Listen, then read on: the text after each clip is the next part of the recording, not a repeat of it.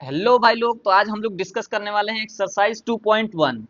पिछले वीडियो में हम लोगों ने थ्योरेटिकल पार्ट कवर कर लिया था, जिसमें कि कांस्टेंट क्या होता है, वेरिएबल क्या होता है, पॉलिनोमियल किसे कहते हैं, डिग्री क्या होती है ना, monomial, binomial, trinomial, cubic, quadratic, ये सब सारी चीजें डिस्कस कर ली थी। अब इस वाले में क्वेश्चन से स्टार्ट करते हैं। Question number 1। क्वेश्चन नंबर 1 क्या है, which of the following expression are polynomial in one variable. Polynomial in one variable, इस पार्ट को ध्यान दीजिएगा, ठीक है।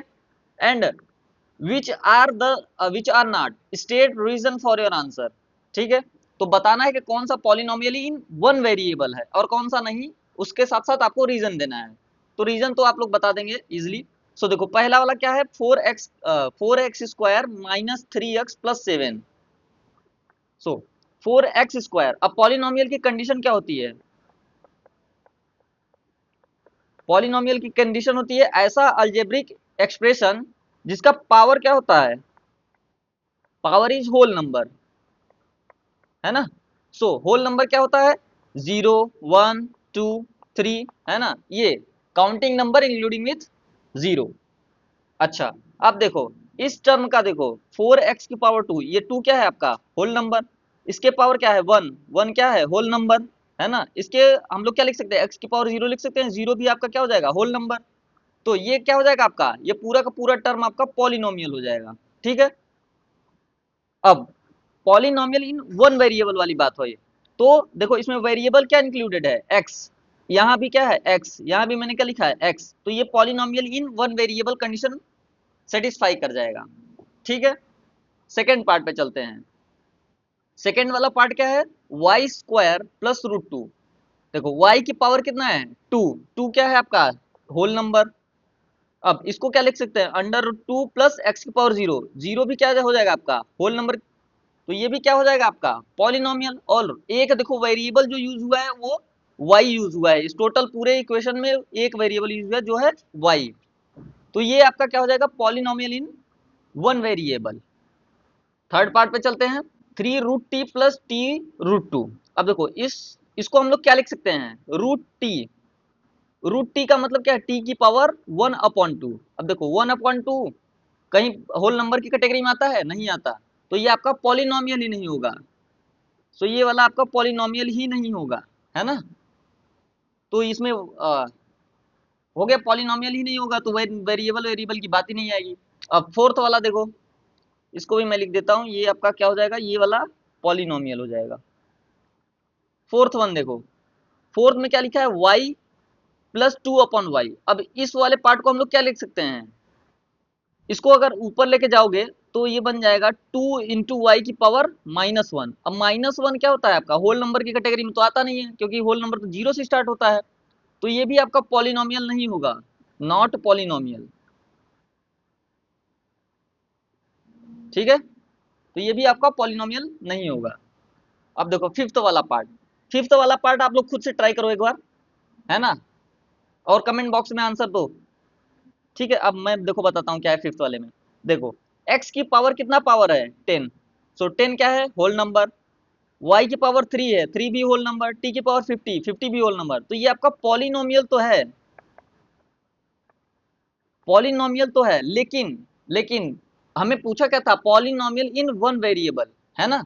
वेरिएबल इसमें कितने हैं, देखो पहला वेरिएबल x, दूसरा वेरिएबल y, तीसरा वेरिएबल t। तो इसमें वेरिएबल कितने यूज हुए हैं, 3 वेरिएबल यूज हुए हैं, है ना। तो ये पॉलिनोमियल इन वन वेरिएबल नहीं होगा। अगर इसके लिए आप कंडीशन लिखोगे, देखो यहां मैं लिख देता हूं, दिस इज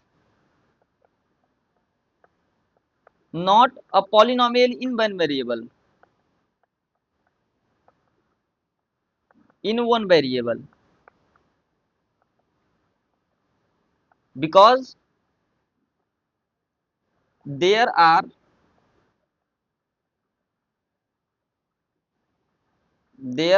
three variables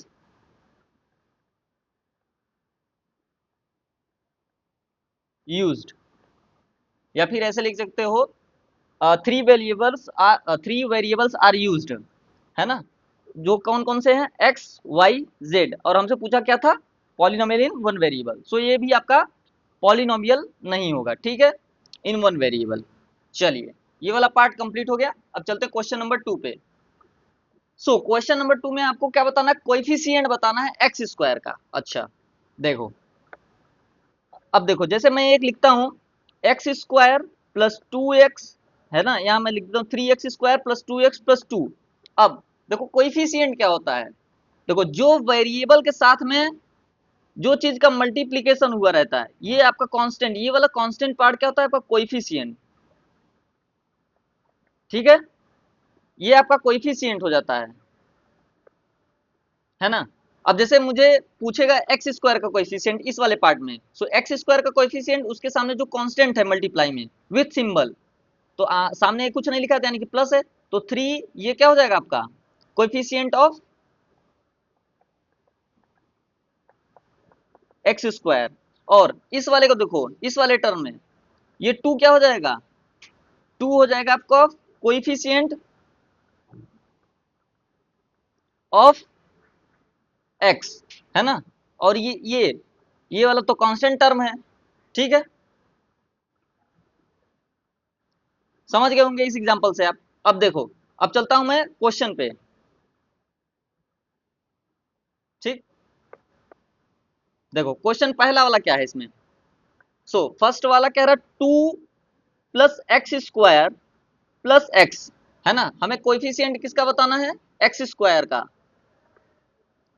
इस वाले पार्ट को ध्यान देना, x square.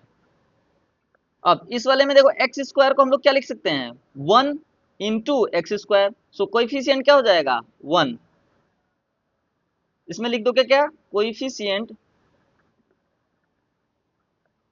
Of x square is 1, ठीक। सेकेंड वाले कैसे आप खुद बताओ, है ना, कमेंट बॉक्स में आंसर दो जल्दी से फटाफट से।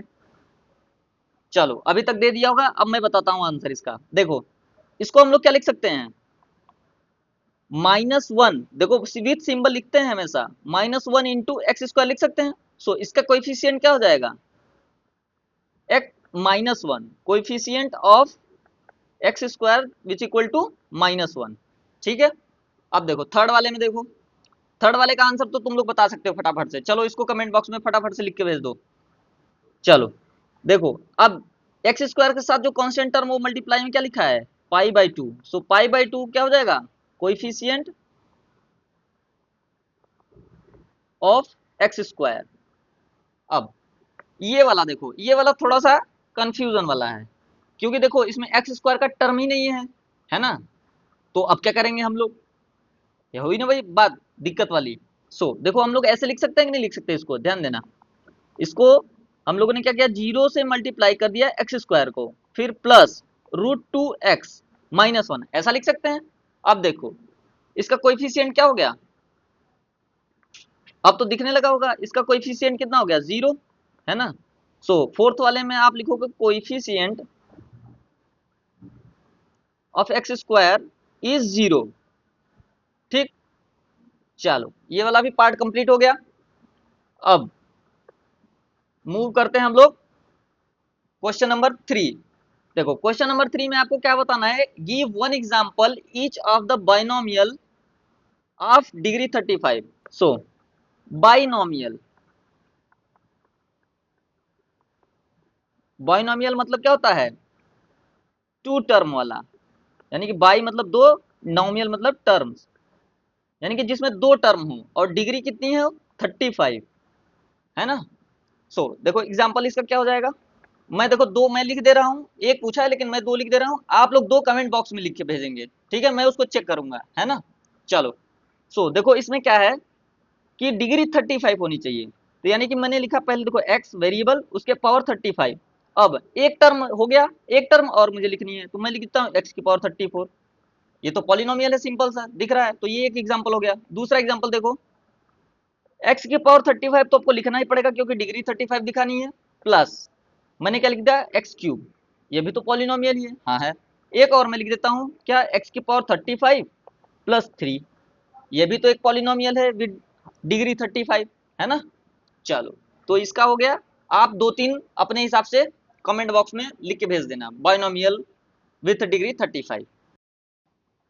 इसमें देखो सेकेंड पार्ट क्या बोल रहा है, end of a monomial of degree 100। Monomial मतलब जिसमें एक टर्म इन्वॉल्व हो, है ना। मोनोमियल मतलब एक टर्म, और डिग्री कितनी है उसकी 100। चलो, देखो हम लोग क्या लिख सकते हैं, जैसे मोनोमियल मतलब एक ही टर्म, यानी कि एक्स की पावर 100 तो लिखना ही पड़ेगा हमें, है ना। तो एक एग्जाम्पल तो यही हो गया आपका। दूसरा एग्जाम्पल इसी में मल्टीप्लाई कर दो, जैसे 4x की पावर 100 लिख दो, है ना। दूसरा लिख दो 10x की पावर 100। ऐसे एक दो आप अपने हिसाब से कमेंट बॉक्स में कमेंट कर देना, मोनोमियल ऑफ डिग्री 100। चलो, क्वेश्चन नंबर 4 पे मूव करते हैं। क्वेश्चन नंबर 4 क्या कर रहा है, right degree of each of the following polynomial. अब सबसे पहले डिग्री क्या होती थी, है ना। डिग्री का मतलब क्या होता था, highest highest power of each term, मतलब सारे टर्म में से जो हाईएस्ट पावर होगा, हाईएस्ट पावर ऑफ पॉलिनोमियल, ऐसे लिख लो आप, highest power of polynomial among all term.